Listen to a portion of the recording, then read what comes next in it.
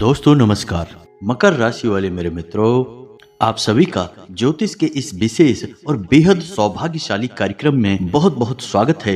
हृदय से अभिनंदन है। माता रानी आपकी हर मनोकामना पूरी करें और हर एक बुराई से आपकी रक्षा करें। दोस्तों, आज के इस वीडियो में जो जानकारी हम आपको देने जा रहे हैं, उस जानकारी को लेने के बाद आप खुशी से झूम उठोगे। ना केवल आप बल्कि आपका पूरा परिवार ही खुशी से नाचेगा, क्योंकि इस वीडियो में जो हम आपको बताने जा रहे हैं वह कोई साधारण घटना नहीं है और ना ही वो कोई साधारण बातें हैं। ये बातें इतनी गुप्त और रहस्यमयी हैं जो यदि किसी मजदूर को भी पता चल जाए या फिर यूं कहें कि एक भिखारी को भी पता चल जाए तो वह रातों रात करोड़पति बन सकता है। तो ये बातें बेहद ही शक्तिशाली हैं, लेकिन गुप्त हैं और रहस्यमयी हैं। दोस्तों, इन बातों को गुप्त इसीलिए रखा गया है कि इन्हें बताने के बदले में लोग दूसरों से मोटी मोटी रकम वसूल करते हैं और अपना व्यापार जमाने की कोशिश करते हैं। तो यहीं से आप अंदाजा लगा सकते हैं कि ये कितनी महत्वपूर्ण बातें हैं। साथ ही साथ दोस्तों,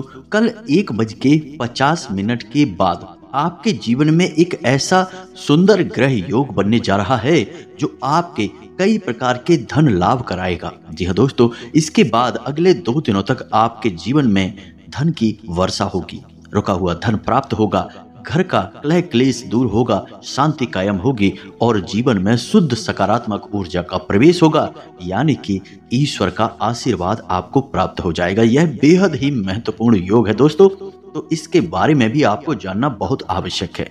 दोस्तों, जानते हैं कि जो लोग इस संसार में कामयाब हैं और जो लोग इस संसार में नाकामयाब हैं, उनके बीच क्या अंतर है? क्यों लोग कामयाब हो जाते हैं और कुछ लोग दिन रात मेहनत करने के बावजूद भी नाकामयाब ही बने रहते हैं? दोस्तों, इसका सबसे बड़ा अंतर केवल यह है कि कामयाब लोगों को कुछ ऐसा गुप्त, रहस्यमय और अनोखा ज्ञान प्राप्त हो जाता है कि जिसका उपयोग करके वे जीवन में लंबी लंबी छलांगे लगाकर सफलता की ऊंचाइयों तक पहुंच जाते हैं। जबकि जो लोग नाकामयाब हैं वे जीवन के उन्हीं घिसे पिटे रास्तों पर चलते रहते हैं और उन्हीं घिसे पिटे कार्यों को करते रहते हैं, जिससे उनका जीवन ज्यों का त्यों बना रहता है, कभी कोई बदलाव आता ही नहीं है। और इस बात का प्रमाण चाणक्य और चंद्रगुप्त की कहानी से आपको स्पष्ट तौर पर मिल जाएगा कि एक साधारण सा चरवाहा बालक जब चाणक्य जैसे गुरु से मिला और रहस्यमय ज्ञान उसने प्राप्त किया तो वह सम्राट बन गया। तो ऐसे में आप इन सब बातों का लाभ कैसे ले सकते हैं, यानी कि इन सब बातों का आपसे क्या संबंध है? दोस्तों, हम आपको बता दें कि जो बातें हम आपको बताते हैं वे बातें इतनी प्रामाणिक और इतनी शक्तिशाली होती हैं कि यदि आप गंभीरता से उन बातों को अपने जीवन में उतारने लगें तो हम आपको लिख कर दे सकते हैं कि कुछ ही दिनों में और महीनों में आपका भाग्य पूरी तरह से बदल जाएगा। अब मानकर चलिए कि कोई एक उपाय या बात हमने आपको बताई है, तो हमने यूं ही वह आपको नहीं बता दी। दोस्तों, हमारे हजारों लाखों व्यूअर हैं और वे सभी उम्मीदों के साथ हमारे वीडियो को देखते हैं। तो जब हम आपको कोई बात बताते हैं तो उससे पहले हम उस उपाय को कई लोगों पर आजमाते हैं, उसकी शक्ति का प्रमाण देखते हैं कि वह कितने दिनों में कार्य करना शुरू करता है और किस प्रकार से जीवन में बदलाव लेकर आता है, कार्य करता भी है या नहीं करता है। और जब उस उपाय के शक्तिशाली प्रमाण हमें मिल जाते हैं तब हम उसे अपने वीडियो के माध्यम से आप तक पहुंचाते हैं। जी हाँ दोस्तों, तो इन उपायों पर आपको बिल्कुल भी शक करने की आवश्यकता नहीं है। तो अब इसी क्रम में हम आपको बता दें कि इस वीडियो के अंत में हम आपको एक ऐसा रहस्यमय और शक्तिशाली उपाय बताने जा रहे हैं जिसे आप नियम से केवल 21 दिनों तक करके देखिए। 21 दिनों के अंदर अंदर यदि आपके जीवन में चमत्कार घटित ना होने लगे दोस्तों, तो हम अपना वीडियो बनाना बंद कर देंगे। जी हाँ दोस्तों, यह बहुत बड़ी बात है, लेकिन हम आपसे कह रहे हैं क्योंकि हमें पूर्ण रूप से विश्वास है। हमने लोगों के जीवन में 100% बदलाव होते देखा है। जो लोग कर्जे से परेशान थे, काम धंधे व्यापार ठप हो चुके थे, बात जीने और मरने तक पहुंच चुकी थी, ऐसे लोगों ने भी जब इन उपायों को करना शुरू किया, खास तौर से इस उपाय को करना शुरू किया, तो उनके जीवन में धीरे धीरे इतने बड़े बदलाव आ गए कि आज वे धनपति हो गए। जी हाँ दोस्तों, लाखों में खेल रहे हैं और कर्जे वर्जे तो सारे समाप्त हो ही चुके हैं। तो इस उपाय को आपको जरूर देखना है, हमारे कहने से देखना है और इसे अपने जीवन में जरूर आजमाना है दोस्तों। यकीन मानिए आपका जीवन बदल जाएगा। तो चलिए आज के इस वीडियो को प्रारंभ करते हैं, लेकिन इससे पहले आपसे एक निवेदन है कि कमेंट में पूरे भक्ति भाव के साथ, बिल्कुल एक छोटे बालक की भांति, जय मां भद्रकाली कृपा करो अवश्य लिखना। एक बार नहीं 3 बार लिखना, क्योंकि जब माई की कृपा होगी तभी सबकी कृपा होगी। इसी के साथ साथ दोस्तों आप अपना नाम और अपना स्थान भी लिखना बिल्कुल भी ना भूलें, ताकि हम शनिवार के होने वाले सर्व मनोकामना पूर्ति हवन में आपके नाम से आहुतियां करवा दें, जिससे माई के दरबार में आपकी विशिष्ट अर्जी भी लग जाएगी और माई की सीधी कृपा आपको प्राप्त होने लगेगी। आप देखेंगे कि अगले ही दिन से आपका जीवन बदलने लगेगा। इसी के साथ साथ दोस्तों इस दास का आपसे एक छोटा सा निवेदन और है कि यदि आपको हमारा चैनल अच्छा लगता है और आप इस चैनल पर पहली बार आए हैं तो इसे सब्सक्राइब अवश्य कर लें और इसके बगल में जो घंटी का निशान है उसे भी अवश्य दबा दें। यह बिल्कुल ही फ्री है, लेकिन इससे आप हमारा लाखों करोड़ों का मनोबल अवश्य ही बढ़ा देंगे और हमें पूर्ण विश्वास है कि यदि आप ऐसा करेंगे तो माई आपके ऊपर विशिष्ट कृपा बरसाएंगी। तो चलिए जल्दी से चैनल को सब्सक्राइब करिए, फिर आगे बढ़ते हैं। दोस्तों हम आपको बता दें कि यह जो आपका समय चल रहा है इसमें आपकी कार्य कुशलता में वृद्धि होगी, यानी आप अपने काम को बहुत ही बेहतरीन तरीके से कर पाएंगे। लेकिन कार्य की अधिकता की वजह से और बहुत सारे काम एक साथ करने की वजह से आप मानसिक तौर पर थोड़े से परेशान हो जाएंगे और उलझनों में भी आप फंस सकते हैं, यानी कि अनचाही समस्याएं आपके सामने आ सकती हैं। साथ ही साथ यदि आपका कोई सरकारी कार्य है तो उसमें भी किसी प्रकार की रुकावट आ सकती है। एक अनचाही परेशानी वहां पर भी आपका इंतजार कर रही है। कार्य की उलझनों से और जीवन की थोड़ी बहुत छोटी मोटी परेशानियों की वजह से आपकी मन स्थिति थोड़ी सी विचलित हो जाएगी, यानी कि आपका मन थोड़ा सा उदासीन हो जाएगा और खिन्न हो जाएगा। चिड़चिड़ा स्वभाव भी आपका हो सकता है। और यहाँ पर गौर करने वाली बात दोस्तों यह है कि आपके अपने यानी आपके प्रेमी जन, आपके परिवारजन आपको ऐसा महसूस करेंगे कि जैसे आप स्वार्थी हो गए हैं। हालांकि आप अपने काम में इतने व्यस्त हैं कि आप उन पर ध्यान नहीं दे पा रहे हैं। थोड़ा सा काम की अधिकता की वजह से या जीवन की उथल पुथल की वजह से आपका स्वभाव भी चिड़चिड़ा हो गया है। इस वजह से आप उनसे थोड़ा ठीक तरीके से बात नहीं कर पाएंगे, जिसकी वजह से वे लोग ऐसा समझेंगे कि जैसे आप स्वार्थी हो गए हैं और अपने जीवन के बारे में ही केवल सोच रहे हैं और किसी के बारे में अब आपको कोई ख्याल नहीं रहा है। हालांकि आपके मन में ऐसा कोई विचार नहीं है, यह उनकी अपनी मानसिकता है। दोस्तों हम आपको बता दें कि जिम्मेदारियों का बोझ तो आप उठा ही रहे हैं, लेकिन इस बोझ के तले अपने आप को दबाना नहीं है। आपको कहने का मतलब यह है कि आपको अपनी मानसिक और शारीरिक स्वास्थ्य का पूरा ख्याल रखना है। आपका शारीरिक स्वास्थ्य खराब हो सकता है। पहला तो यह है कि आपके खान पान की दिनचर्या में कोई भी नियम संयम नहीं रहेगा।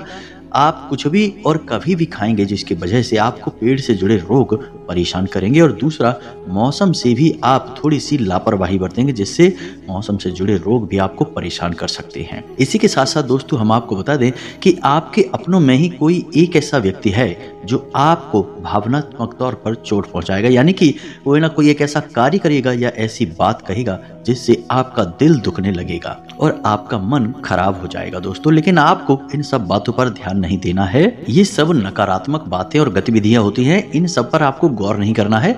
आपको बस अपने कार्य में लगे रहना है।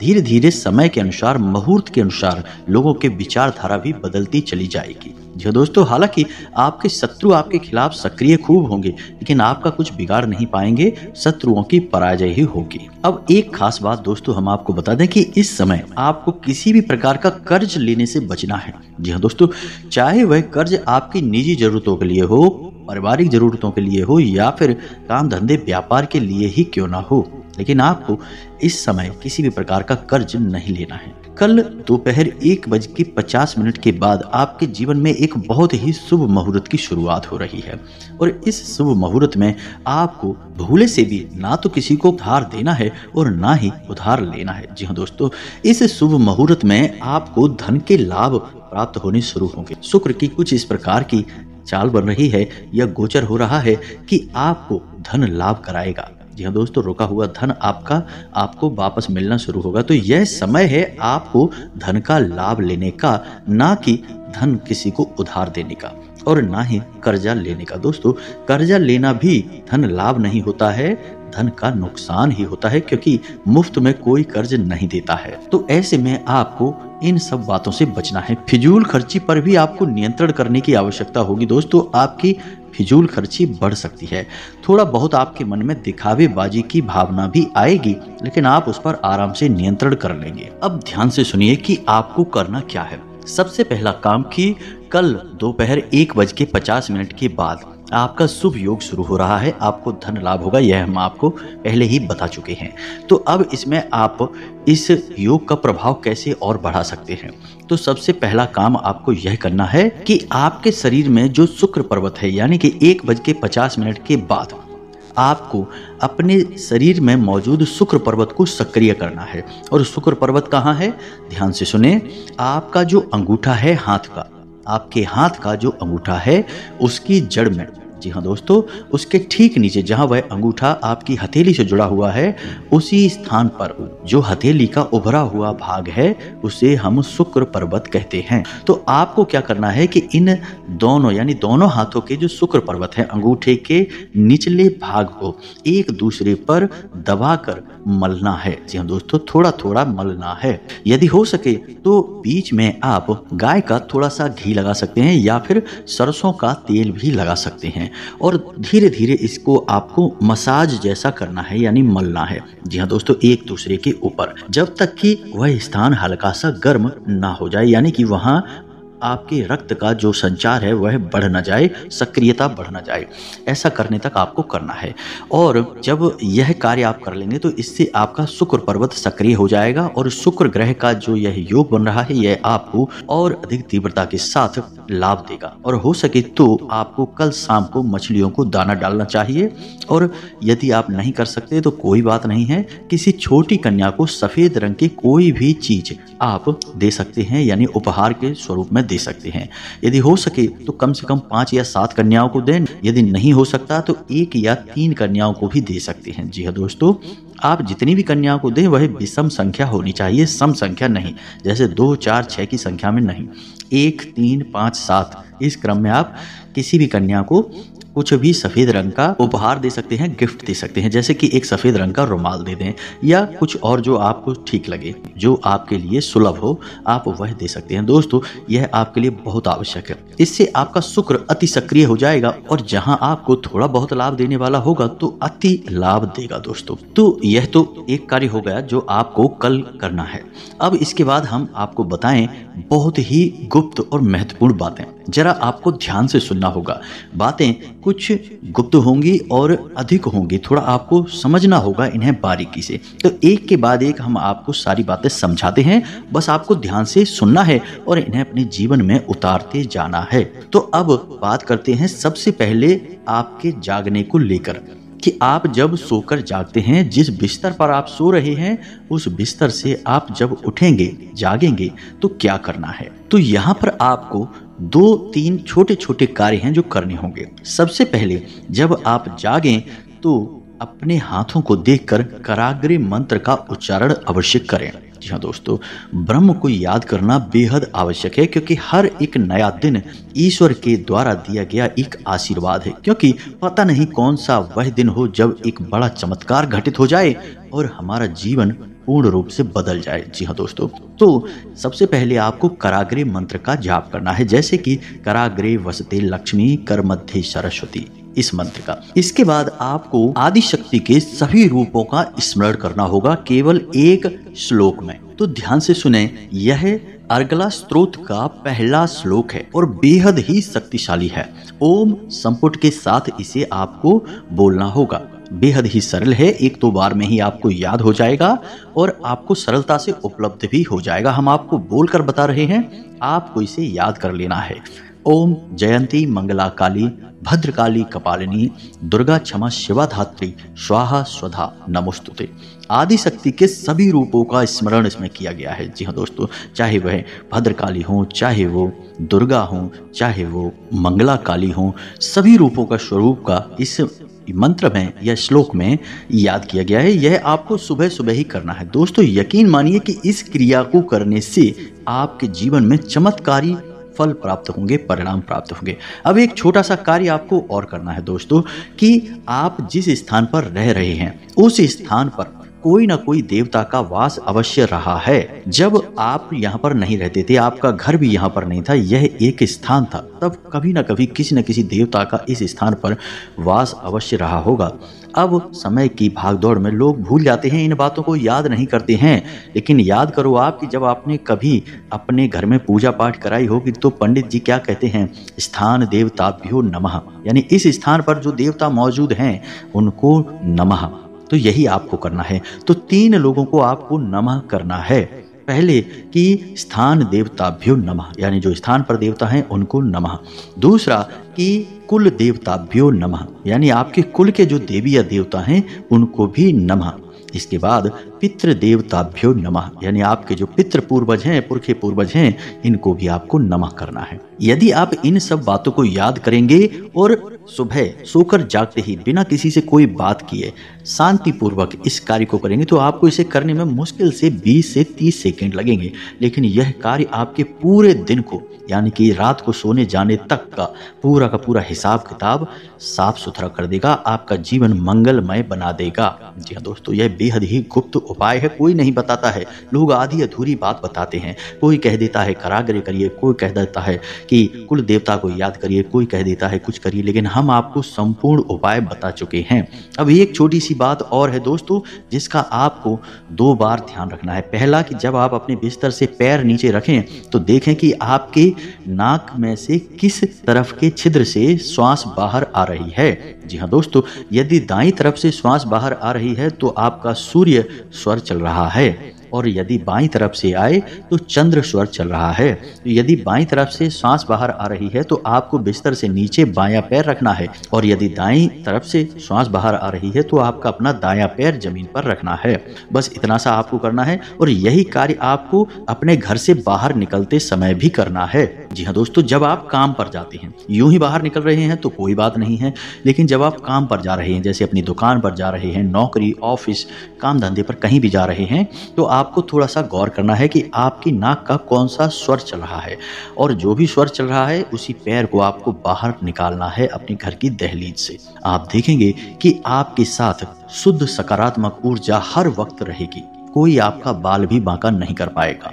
धनलक्ष्मी आपके आगे पीछे घूमेगी, आपके घर में कैद हो जाएगी। बेहद ही शक्तिशाली उपाय है यह, इसे आप एक बार करके देखिए और फिर आप इसके नतीजे हमें जरूर बताना दोस्तों। अब यहाँ पर दोस्तों हम आपको कुछ बातें और बता दें जो आपको अपने घर की महिलाओं को बतानी है। महिलाओं को विशेष तौर पर ध्यान रखना है। पहला यह है कि घर की रसोई में कभी भी बिना नहाए धोए प्रवेश नहीं करना है। बिना स्नान ध्यान के और खुले बालों के साथ कभी भी रसोई घर में प्रवेश नहीं करना है। क्यों? क्योंकि आपके घर की रसोई घर में माता अन्नपूर्णा का वास होता है, माता लक्ष्मी का भी वास होता है। जी हाँ दोस्तों, और दूसरा कि आपके घर का ऊर्जा का केंद्र आपका रसोई घर है। आप जैसा खाना बनाएंगे वैसी ही ऊर्जा आपके घर के सदस्यों के अंदर दौड़ेगी। दूसरा यह है कि जब भी आप रोटी बनाएं, जी हाँ दोस्तों, तो गूंथे हुए आटे को कभी भी फ्रिज में ना रखें रात भर के लिए। दिन के लिए आप रख सकते हैं, यानी सुबह आपने रोटी बनाई और आटा बच गया तो शाम के लिए आप रख सकते हैं, लेकिन रात्रि के समय भूल कर भी आटा आपको अपने घर के किसी भी स्थान पर नहीं रखना है, चाहे फ्रिज हो या कहीं और पर भी। दूसरी बात यह है कि पहली रोटी हमेशा गाय के लिए बनानी है और आखिरी रोटी जो बच जाए आटा उससे कुत्ते के लिए बनानी है। और याद रखें कि जब भी गाय और कुत्ते को रोटी खिलाएं तो घर के किसी पुरुष सदस्य से ही बोलें और उस सदस्य का मुख दक्षिण दिशा की ओर करें, क्योंकि दक्षिण दिशा पितरों की दिशा होती है, मृत्यु की दिशा होती है। इस दिशा में ही मुख करके गाय को और कुत्ते को रोटी खिलानी चाहिए। जी हाँ दोस्तों, यह बेहद ही आवश्यक है आपके जीवन को बचाने के लिए, सुंदर बनाने के लिए। हम जो बातें आपको बता रहे हैं पूरी तरह से शास्त्रीय पद्धति पर आधारित है। आपको निश्चित तौर पर अपने पितरों को सम्मान देना ही होगा, पितरों को लगातार भोजन देना होगा, उन्हें लगातार ऊर्जावान बनाए रखना होगा। आपके घर के पहले संरक्षक और सबसे मुख्य रक्षक आपके पितृ ही हैं। जिन्हें आपकी सबसे अधिक परवाह है।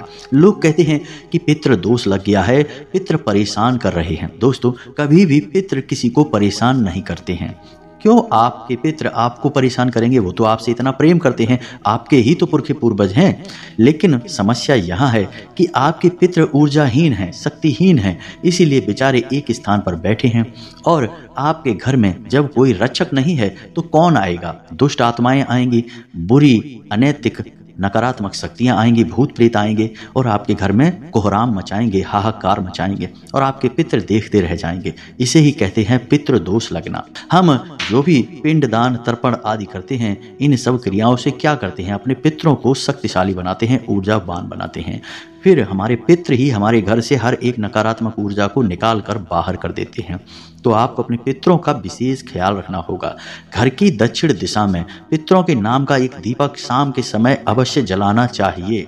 निश्चित तौर पर हर एक इंसान को जलाना चाहिए। वीडियो के अंत में हम आपको एक चौंकाने वाली बात बता दें कि हमारे देश में जो त्राहिमाम मचा है, जो समस्याएं हैं, लोग परेशान हैं, बेहाल हैं, बनते हुए काम भी बिगड़ते जा रहे हैं, इन सब का सबसे बड़ा मुख्य कारण जानते हैं क्या है? हर एक इंसान पर कहीं ना कहीं किसी न किसी प्रकार से पितृ दोष लगा हुआ है। किसी के भी पितृ पूर्वज पूर्ण रूप से संतुष्ट नहीं हैं। जी हाँ दोस्तों, कहीं ना कहीं किसी न किसी प्रकार से पितृ दोष का प्रभाव है। किसी पर आंशिक है तो किसी पर पूर्ण पितृ दोष है।